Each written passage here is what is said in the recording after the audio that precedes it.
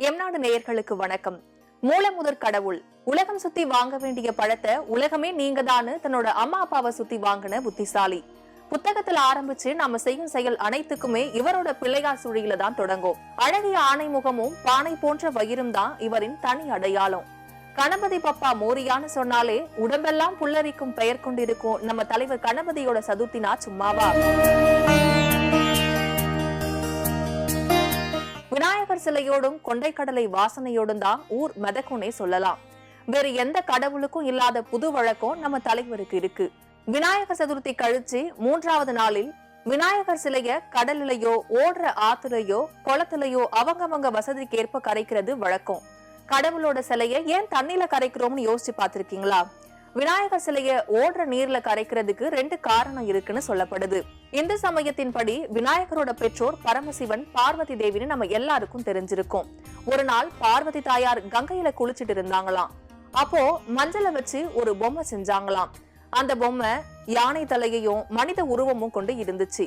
அந்த பொம்மைய பார்வதி தாய் கங்கையில தூக்கி எறியும் போது பெரிய உருவத்தோட நம்ம கணேசன் உருவம் பெற்றிருக்காரு.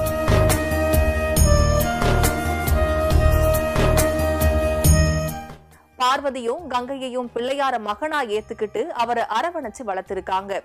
இதனாலதான் சதுர்த்தி முடிஞ்சு பிள்ளையார கங்கையில கரைக்கும் வழக்கம் வந்துச்சுன்னு சொல்லப்படுது. 2வது காரணமா ஆடிப்பெருக்கின் போது வெள்ளம் ஏற்படுமா. இதனால அந்த இடங்கள்ல இருக்கிற நிலத்தடி நீர் மட்டம் குறையும். அதை சரி செய்யும் விதமா மணல் அடிச்சிட்டு போகாம இருக்கிறதுக்கு களிமண்ணை கரைச்சா அது கரைஞ்சு ஆத்து நீரை வெளியேற விடாமலும் நிலத்தடி நீர் மட்டத்தை உயர்த்தியும் தரும்னு முன்னோர்கள் கணிச்சாங்க. அதனாலதான் விநாயகர் சிலையை கரைக்கும் பழக்கம் வந்ததாகவும் கூறப்படுது.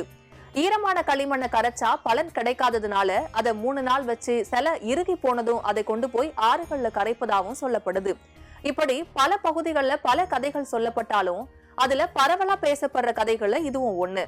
இந்து சமயத்தின்படி கடவுள் பல இருந்தாலும் விநாயகர் தான் முதன்மையாக வணங்குவோம்.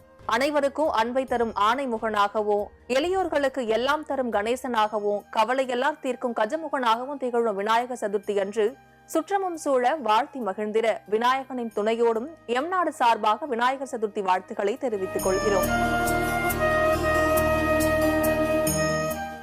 பாதகம் செய்பவரை கண்டால் நாம் பயங்கொள்ளலாகாது பாப்பா, மோதி மிதித்து விடு பாப்பா, அவர் முகத்தில் உமிழ்ந்து விடு பாப்பா. அண்மை செய்திகளை உடனுக்குடன் தெரிந்து கொள்ள இணைந்திருங்கள் எம்நாடு தொலைக்காட்சியுடன்.